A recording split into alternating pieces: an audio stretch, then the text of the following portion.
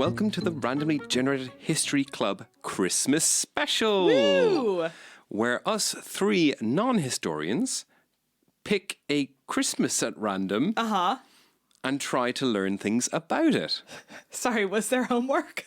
There was some homework, which I've done, Good. that I set and didn't tell anyone about. It's surprise homework. Okay. The best kind. I thought, to be clear, this was a non-episode in which people are not getting approved content. Well, I, like Hermione Granger, have done extra credit.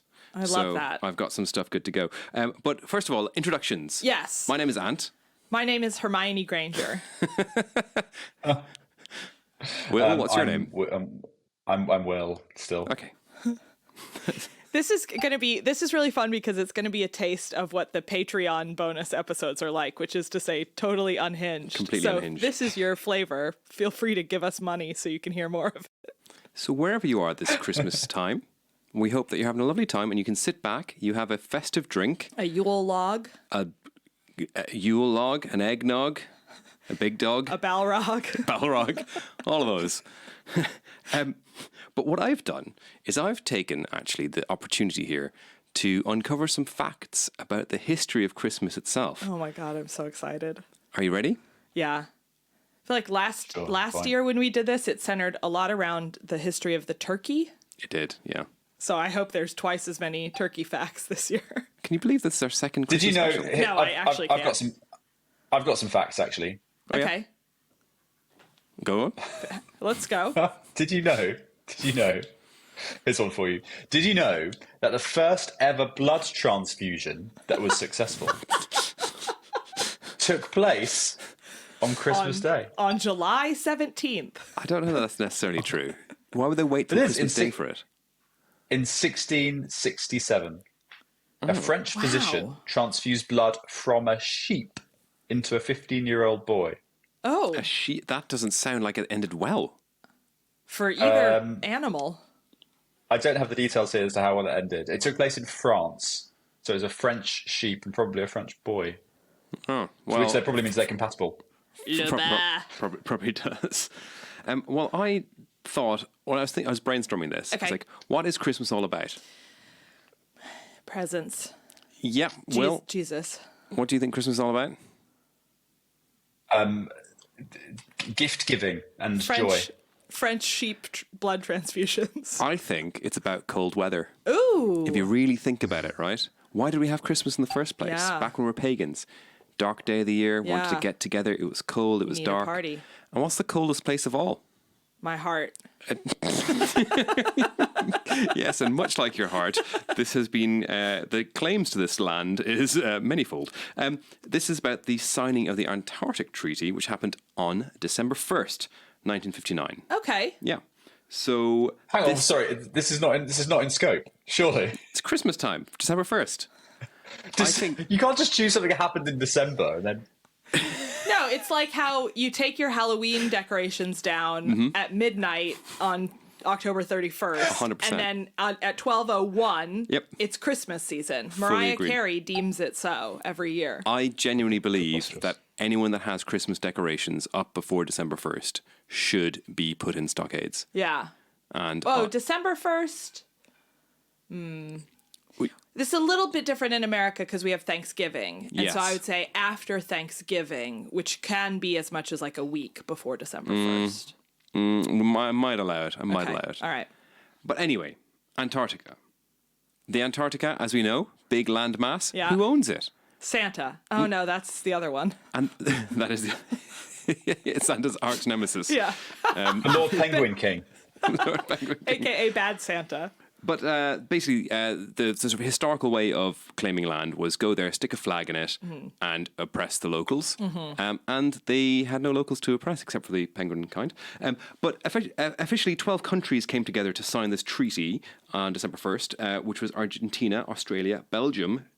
Belgium? I know, right? The fuck were they doing down there? No idea. Chile, France, Japan, New Zealand, Norway, South Africa, the Soviet Union, and the United Kingdom and United States.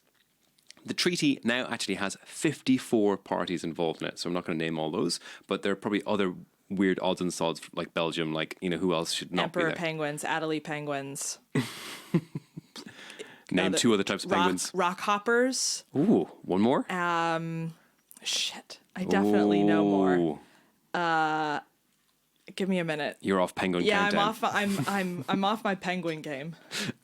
But this tree Gen 2 penguins. Gen 2 is a great one. Gen Good 2 job, is Will. a good one. Yes, that's a very good one. Giant? Is there a giant penguin, or I'm thinking of panda? Emperor penguin? I said emperor. Red penguin? Red Flying penguins. penguin. Communist penguins. Communist penguins. Yeah, there probably was some, and the Russian enclaves there. Yeah, there are. It was done for scientific cooperation mainly. They just wanted to kind of, Yeah. share all that ice science. It's good ice. You can't spell science without ice. There is some controversies though about Antarctica. Okay. Just FYI. First of all, environmental concerns. Yeah. Very messy, some of these places. Yeah. They're just spilling their rubbish on Human the waste. the treaty says you can't like dump stuff there and everything. However, waste disposal is extremely problematic down there, as you can imagine. All these research centres, what do they do with the rubbish? Put it in the sea. Bury it under the ice. It's a combination of bury it under the ice, burn it, and also don't make as much rubbish as normal places. To the penguins. Yeah, you feed it to the penguins. Okay.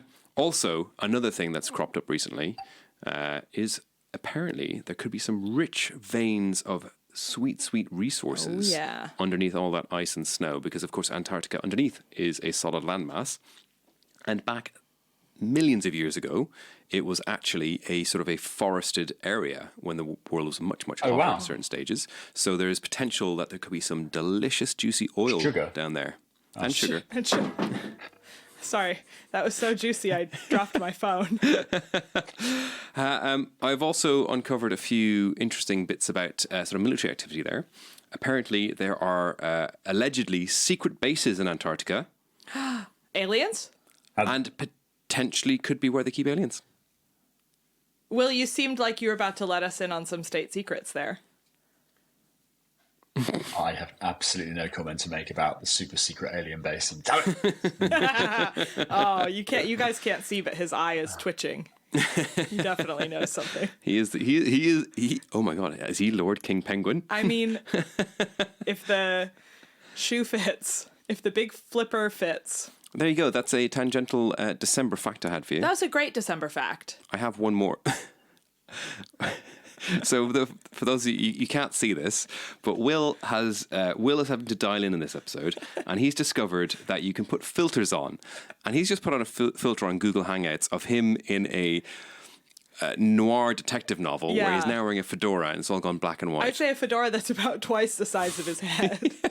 Head detection is really hard. We've not got that down. It's really good. Oh, maybe he's detecting his massive alien head and making the hat. Oh, it's hiding his alien brain. I would say we should screenshot this and post it on the Instagram, but Will has locked us out of the Instagram for the time being. So. Yeah. So if anyone contacts you from our Instagram, that's going to be a spam bot that's trying to scam you out of something. Yeah. So just beware. We're completely locked out of our Instagram. Thanks to Will, the genius alien. Oh, it's great. Well, do you guys have any interesting tidbits for Christmas that you want to bring up? I've got one more. Yeah, I was bringing them up. Here are my Christmas facts. I will give you 3. Okay. 1. Isaac Newton was born on Christmas Day. Oh, that's very good. That's pretty good. There we go. 2. The blood transfusion thing. We've done that one already. Yeah, done that one. Okay, in 1913, there was the great crossword puzzle craze.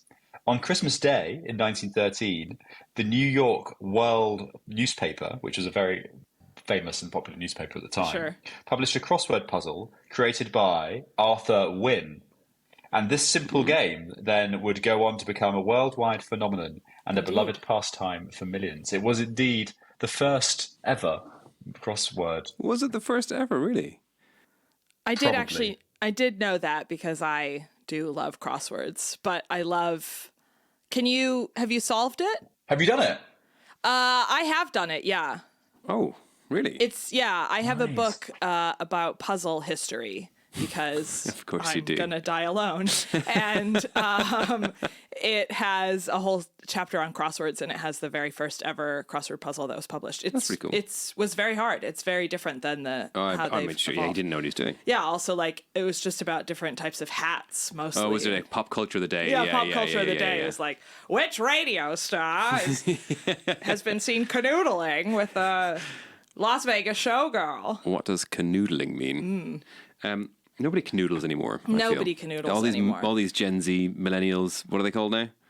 Are we millennials? We are millennials. Okay, yeah, good. Thank God we're not Gen Z. Gen Z? A shout out to all our Gen Z listeners. Yeah. What's after Gen Z? Is there a new generation yet? Yeah, they're Gen Alpha. Oh, that makes sense. It Yeah. goes back. Gen Alpha. Yeah. Which is a pretty good generation to be in. I think I'm going to start a dating app called Canoodler. Canoodler. Yeah. I think there's a hole in the market. I think there really is. Okay, Will is now a cat. Good filter change there. I have one more interesting tidbit of information about Christmas.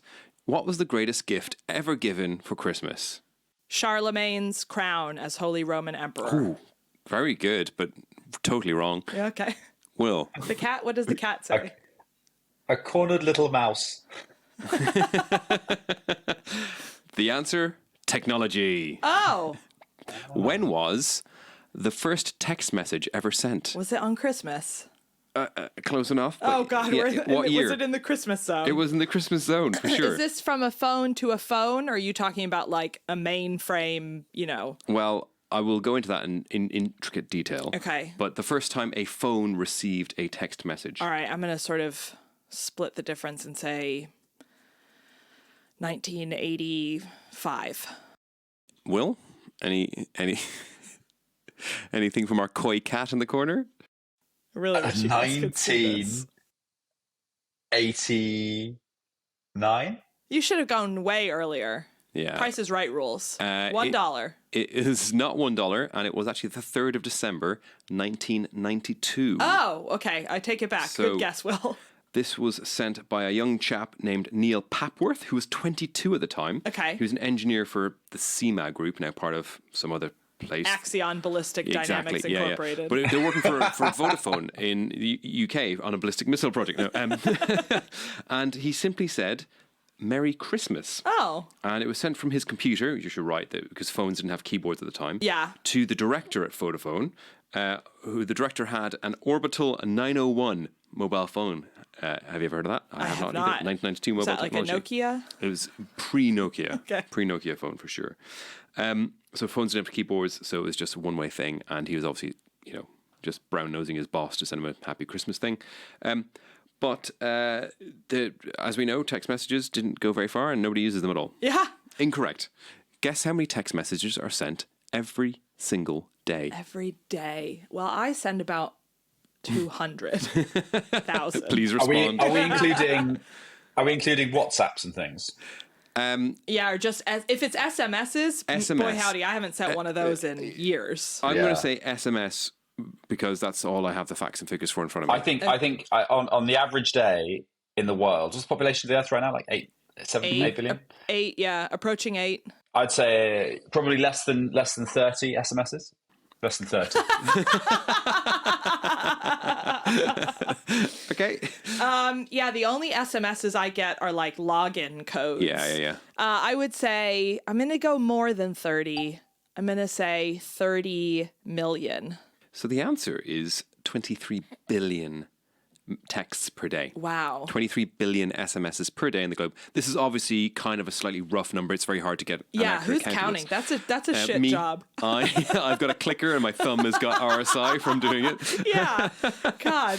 But How many times do you think a person could click a button in one day without having their thumb Jeez. seize up? I mean, there was that video Like- where someone was given like a £1 dumbbell to see how many times they could curl it, and they got to 10,000 or Oh my something. God. Which I'm going to say probably about 20,000 if you had to Yeah. push. If you're at like prime thumb limber. That does seem like a Mr. limberness. Beast video in the waiting.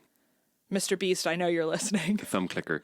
But that does work out to 8.4 trillion text messages a year, which Yeah. takes up a hell of a lot of data, if you can imagine. That's about how many emails I get from the Democratic National Committee asking me to give $5 to Joe Biden. Do you really get that? I don't get that so much, being a British citizen. Well, yeah, that would be problematic. If you get an Instagram message asking you to donate to a political cause from us, it is not us. But I've actually done some calculations on this. The amount of data, so 140 bytes per text.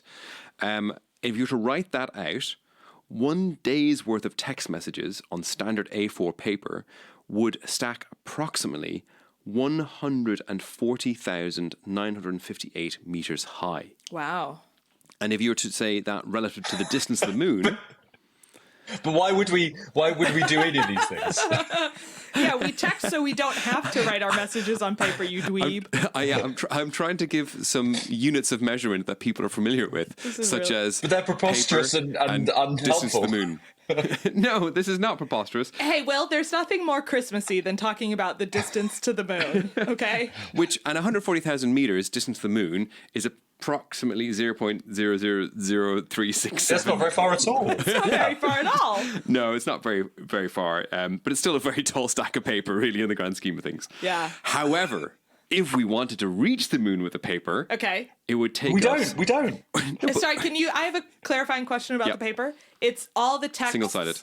Single-sided, just like single space, 12-point font, Times New Roman. Yeah, basically 140 bytes worth of data per page. Okay. Which is actually not that much, really. Yeah. All of Wikipedia is like 30 gig or something. Yeah, exactly. Yeah. So Maybe less. I think less than that. if we wanted to reach the moon, it would take us 7.5 years worth of text messages to get there, Okay. which is equivalent to about 457 million trees worth of text messages. I would say that's too many trees to sacrifice for this noble cause Which is approximately 4.5 thousand square kilometers of trees, of trees. which is approximately the size of Brunei. Wales. Or 3 Londons. 3 Londons. On- Okay. On the whole, I think we should stop printing our text messages. You know how people still sometimes have that email signature that says like, please consider the environment before printing this email. It's like, who's printing emails? That is a very good question. Will, why do you print emails that you send me, then send it to me in the post? It is, I will say it is nice to receive post, but Yeah, it is. I don't want your emails. What are we all hoping to get for Christmas? I don't have a funny answer. I have a real answer, and I hope my dad / Santa is listening because Okay. I want AirPods. You want AirPods? Yeah. Okay, good. That's a good present. Yeah, because my headphones broke. Will, what do you want? I want Anna's AirPods. Rude. I want to forest come to Brunei. Yeah, I want to forest Brunei with the trees required for my text messages. Dare to dream. We should get Elon on this. Tall paper stack. .io. See if it exists. It probably does. Maybe tallpaperstack.christmas to keep with the theme of this episode, Is which has come .Christmas a domain through name? That'd be really very good. clear. I thought you could do .anything. No, there's still like a list that you can register, and there are some like random ones like .ninja and .pizza Yeah. and .random stuff as well. I don't think that You say pizza. pizza. Is that how you pronounce it? How'd you say it? Pizza. What am I saying? Pizza. I swear you just said pizza. Pizza. I'm saying pizza. Pizza. I'll have a pepperoni pizza. Is that how I'm saying pizza? No, it's not pizza. It's pizza. I'm saying the exact same thing as you. Okay. Will? So this was the content that you thought and would potentially qualify as just like a normal episode with a Christmas spin. This is the high bar stuff you can come to expect on our Patreon. The Crimbo Limbo episode has now that we've done 2, I can say is my favorite episode that we do every year. But think about it this way: you're driving home for Christmas. You got a long way to go. What better way to keep you company than 3 of us talking about text Then messages? 3 morons talking about printing out their text messages. If this doesn't cause you to drive off the road, I don't know what will. Do you know, you're right. We should probably invest in a PO box so our fans can mail us. Yeah, especially now that our Instagram is dead. I just don't know how you can do that in today's modern technology I intellectual know. age. I know. And that's because Will is a time Yeah, traveler. it's a shame. Will, do you have any more Christmas facts? He's shuffling through stacks of paper. Quickly Googling. No, I don't think he does. Elvis Presley's draft notice came through on Christmas Day when he was drafted into the military. Yes. In 1957. Wow. In fact, no, it didn't. It came through on December 20th, 1957. Which well, is like, it actually ruined does not meet my criteria. Everyone forgets that fact. It's not a Christmas fact. Actually, I do have a controversial Elvis fact that happened recently. Okay. Did you know that Elvis Presley had a jumbo jet of some sort of private plane? Yes. That was sitting in some desert somewhere, wasting away, and belonged to basically just a scrapyard. Yeah. Someone bought it and then converted it into an Elvis-themed camper van instead. Oh. And then the excess metal, which obviously there's quite a lot because like you can fit a lot of... The wings, for instance. The wings. No need for wings on a bus. Yeah. He sort of carved a lot of that up into sort of Elvis memorabilia, and it says like, Elvis Presley Memorial Plane bit, and you can buy it online, and it caused absolute uproar in my Elvis Impersonators Club. Well, yeah, you guys are very diligent and very sort of, you have like a strict doctrine about what can and can't be carved up and sold as memorabilia. Hair, no problem. Would you like to debut your Elvis impersonation for the podcast right now? I can, yes, Let's absolutely, yes, yeah. and here we go. Hello, I am Elvis. I have an achy, breaky heart. Oh, don't Elvis, you're covering Billy Ray Cyrus. Don't break my heart. My achy, breaky heart is not an Elvis song. No. That is shocking to me. Absolutely shocking. I don't think your Elvis impersonators group is very good. I'm blue, abadee, abadai. Is that not? No, that one is, for sure. So, that is my fact about Elvis. That's a good Elvis fact. And that happened about last week, I think. Oh, that's a very recent Elvis fact. Yeah, very recent. Okay. I have no Christmas facts. No. Maybe we should just end it here then. Yeah, we can just end it. Will, do you want to turn into one more cartoon character before we end it? I do, yes. Just give me one moment. He had what you've missed so far, dear listeners, is he had a cat on his head. Yep. He was a dog. He was a T-Rex. He sat in front of all manner of lovely Christmas backgrounds. Yep. And now he's just Will. It was kind of boring. Oh, is that Dubai? It's a nice... no, that's New York, right? That's the whatever tower. I can't see from this angle. That's the Freedom Tower. Oh. Now it's an aquarium. Oh, now he's underwater. No, What? I'm in an underwater undersea lab. It's a lab, specifically. That's Under very the good. Antarctic. Oh, here's a not a Christmas fact, but a really embarrassing fact about me. Yes! Because I feel like I've cultivated an air of sort of sophisticated, refined intelligence on this show. Have I told you guys about what I used to think tunnels were? What could you possibly have thought tunnels were? It wasn't until I rode the Eurostar from London to Paris for the first time. So I'd say within the last decade that I realized that they had dug that underneath the seabed and just built a tunnel like through the water. Floating tube. Yeah, like a big tube that if something cracked, it immediately just all this water would flow in. I see. And I blame the video game Cruisin' USA for that on N64 because there was a level where you could drive around Hawaii in these big underwater tunnels with clear glass on the sides. Okay. And so that warped my youthful mind. And it wasn't until I saw the little diagram on the Eurostar of the train going down, Literally down, underneath. underneath the seabed and then up, up, up. Okay, that's not totally forgettable. I thought you didn't believe tunnels existed or something, or you thought no, it was I don't think they knitted exist. or something like that. I don't know. Like Yeah, that's it. I thought the train went into a wormhole and then emerged in France. The Irish comedian Darragh O'Brien has a very good bit love about him. the European tunnel, Okay. or the Eurotunnel, or the Chunnel, Yeah. as it is often called, Yeah. Channel Tunnel, which is a gross word, just It's a gross not great. sound. Yeah, Chunnel, it sounds yeah. gross. Anyway, when they dug it, they had machines on both sides, Yeah. the French side and the English side, that were chugging away to each other, chewing up the ground, and then rather than like extracting them all the way back again, they just turned them 90 degrees to the right, both of them, dug a little bit, and then paved it up behind them. And so those they're digging still down machines are there. still down there lurking. You And mean Ocean's 12 lied to me? I think so, yeah. Is it Ocean's 12? It's And one then of the one ones. French engineer and one British engineer were chosen to go in with them, weren't they? Like the pharaohs. They had to be interred. They had to be interred, yes, for sure. And we were buried with a donkey and what were the pharaohs? What else were the pharaohs buried with in the pyramids? All that their stuff. organs in canopic Yeah. jars. But, Yes, highly they were recommend- embalmed. Yeah. Highly recommend Dara Breen for this, though, because he's got a very good sketch. That's very and good. he's like, can you imagine being on that, machine? It's like, are we going to France? It's like, Nope. yeah, we're going to France, just a little bit further. A little bit further. Oops. Man, they would have had. I'm fascinated by that. Yeah.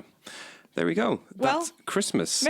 Brilliant. I mean, the most Christmassy Merry Christmas, episode everybody. I can really think of that. I hope that filled everyone with the holiday spirit. This is actually coming out the day after Christmas. Is it? We could put this out on Christmas. Yeah. Or Christmas Eve or something. Sure. I'll put it out on Christmas Eve Okay. maybe as a little treat for people. So you're welcome. Don't say I don't get you anything. Also, if you want to follow us, you can follow us on Instagram at the Randomly History Club 2. Yeah, you can follow me on Instagram, I guess. We also have a Patreon where we do some of these unhinged episodes. There's quizzes, there's puzzles, there's fun, there's games. I post some random stuff about That the would be lore. that would be a nice Christmas present that people can get us. wouldn't it? Really would. be to join our Patreon, and in return they get a present from us, which is more content like this. I mean, it's a bit Win-win. bit better than this, really. Bye, everyone. All right, bye. Okay, bye. Happy bye, Christmas. bye. Jingle bells. Oh, he literally hung up the meeting. I was just going to stop the recording. Oh, okay, and well, he literally hung up. I guess Will had somewhere else to be. Bye, Will. Bye, Will. And bye, goodbye you. to our listeners.